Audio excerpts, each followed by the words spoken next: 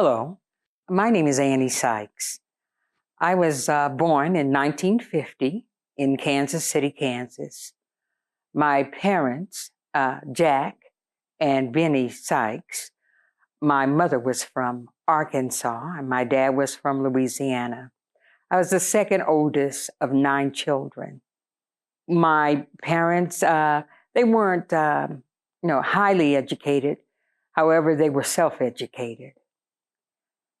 I went to all African-American elementary schools and high school.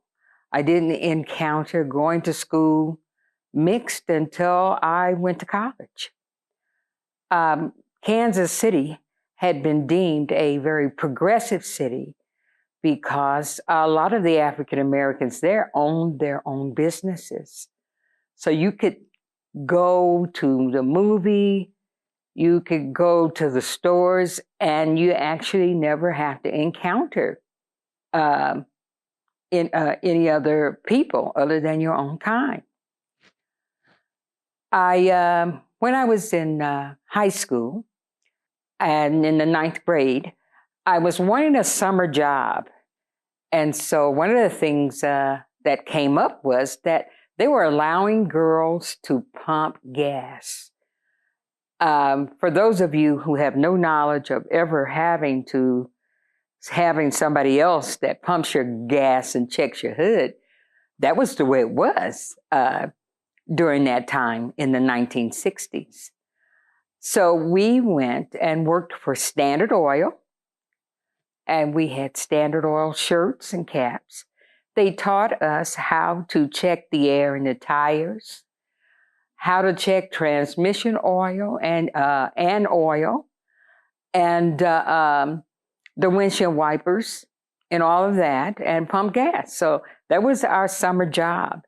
And it was a novelty because not many young women were doing any of that kind of work. That was considered man's work back in those days. That was my first foray into being an individualist, where I didn't see the lines that said I couldn't do this or I couldn't do that, especially in the way of work.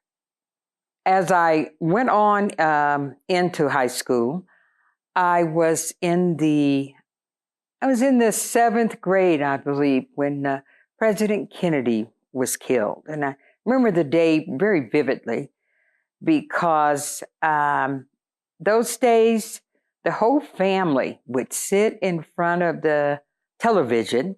That's when the whole civil rights struggle was captured on television.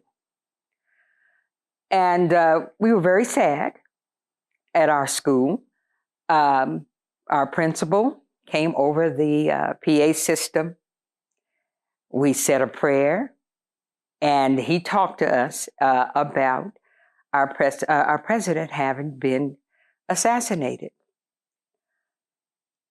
Then I go on. I'm a senior in high school, and it's April 1968. We're due to graduate in May. Martin Luther King gets assassinated.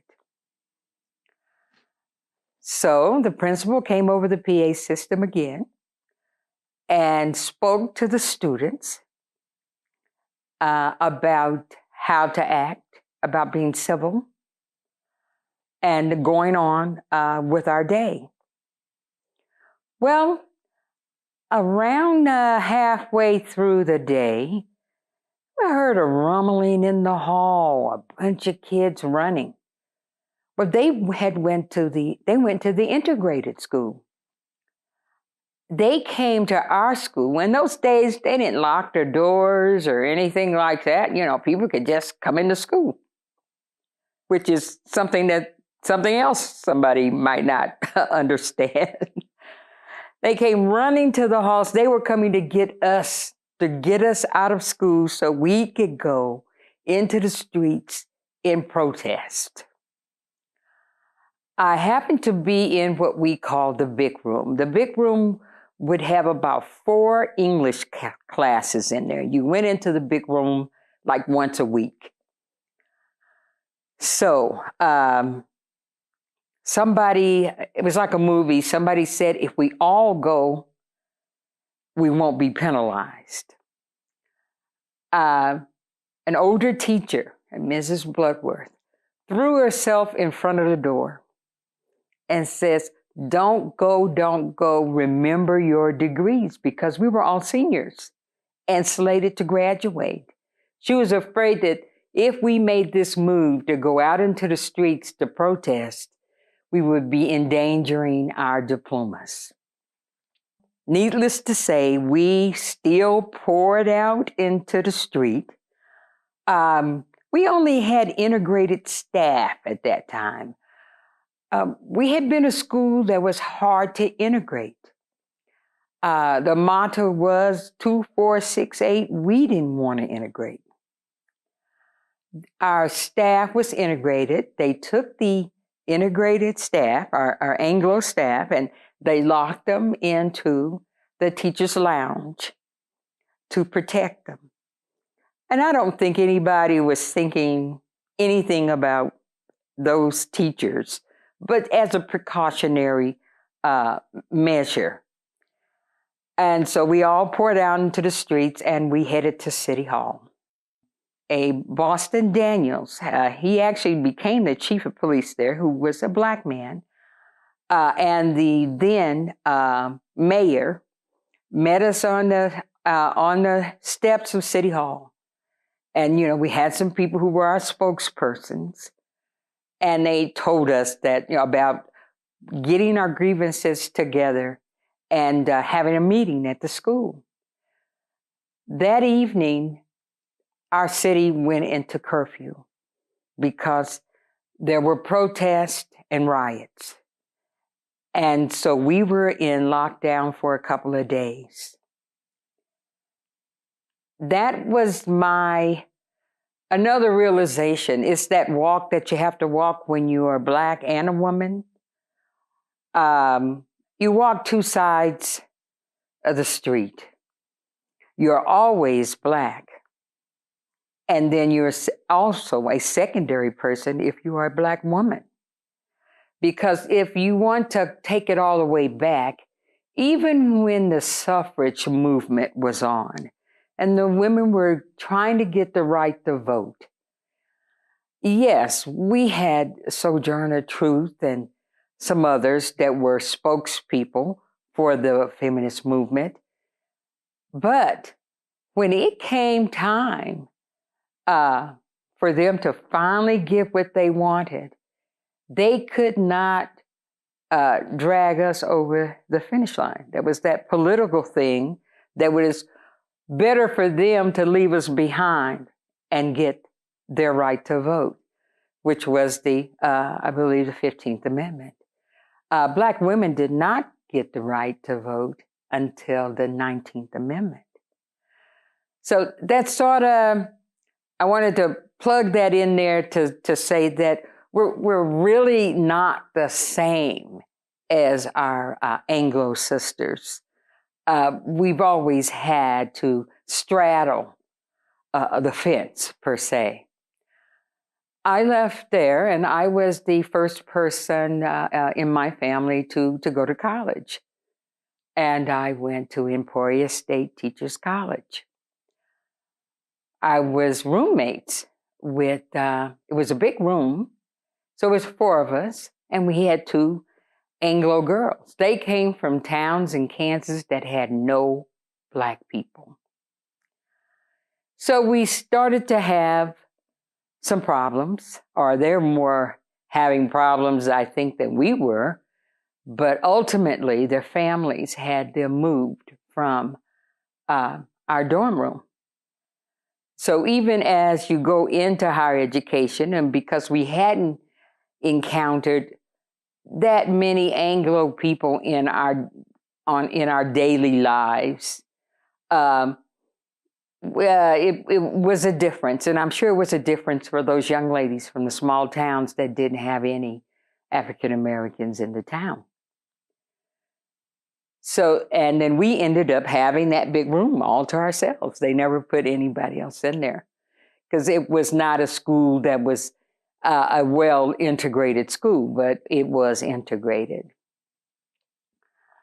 I then I had a child, and I came home, and I still went to college, and I went to St. Francis Donnelly, which was a 2-year college, and worked and raised my child. I then moved to Arizona. I was engaged to a man here, and started my life in Arizona. After here 2 months, I actually had 2 job offers. One was with the YWCA, and the other one was with the detention center. The reason why the YWCA had offered me the Y-Teen position was that I had worked in a YWCA in Kansas City. And it was an African-American YWCA. So I had that experience. So I didn't take the YWCA job. I thought that the detention center job actually had the better benefits at that time. But in 1975, I actually went to work for the Tucson Urban League. And the Urban League, at the Urban League, I met some ladies, and we heard about the Women's Commission. And somebody had put out an invitation. They needed African-American women to come over to this meeting. And that is when I met Allison Hughes. She formed a group called the Black Women's Awareness Task Force Committee. We were a committee of her Women's Commission, of one of the several diverse groups. I started to work with Allison and on some things, and we had our own person that was the chair of our committee. But soon after that, the Black Women's Task Force left the auspices of the Women's Commission and became the Black Women's Awareness Task Force, a separate entity. But also, while I was doing all of that, I took a part-time job with an organization called the Young Women's Company. And the Young Women's Company's mandate was to train young ladies in non-traditional areas. What we did was we gathered young ladies who were interested in working in the areas of painting, electrical wiring, landscaping, all those kinds of things like that. We even looked for ways in which they could get internships. Remember them trying to set up an internship for a young lady to learn how to be a lock and key specialist and those kinds of things. There were people in the community who had homes that they needed work to be done on, one of which they put in an actual alarm system in one of those homes. We hired people who were experts in their areas, and then they trained the young ladies to do these non-traditional jobs. So that was one of my forays, as you might say, into the quote-unquote movement. I loved it, but I was still working 2 jobs, and I had my child. So I actually had to come away from the Young Women's Company and just worked the one job for a little bit. I became the secretary to the board of the YWCA, while I was still working at the Urban League. And there, at that time, we had transitional housing for ladies that were just coming out of prison. And so we did the work of helping these ladies transition back into the world from prison. And at that time, they actually had spaces at that Y where they would live. After that, I did that from 1975 to 1982.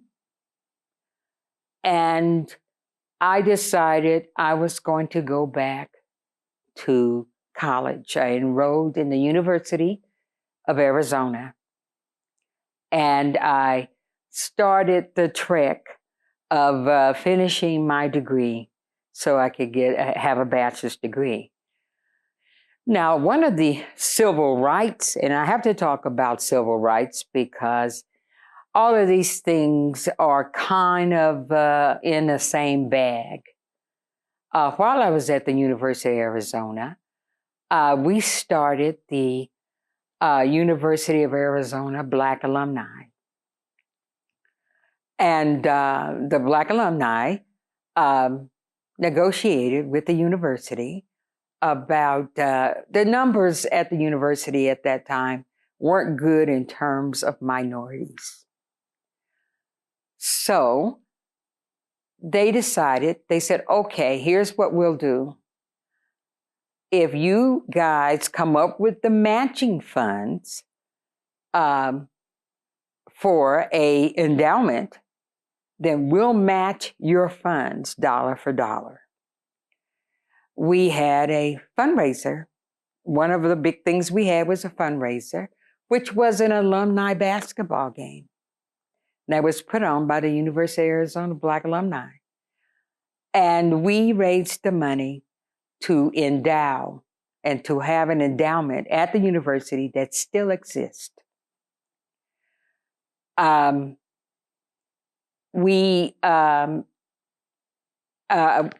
we, but I myself graduated in 1984.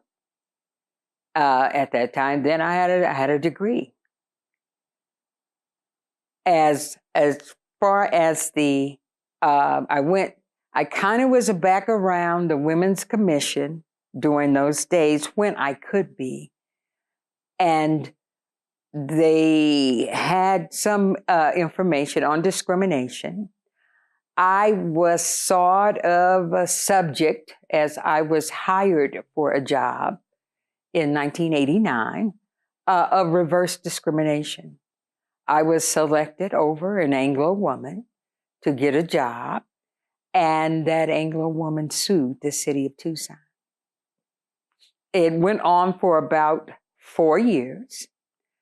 One of the things I do have to say, during that time I was with the Clarion newspaper. I was on the board of the Clarion, and I had support from my Anglo sisters on the Clarion newspaper for what I was going through. And I respect that, and I remember those days, and that is where I saw the true sisterhood.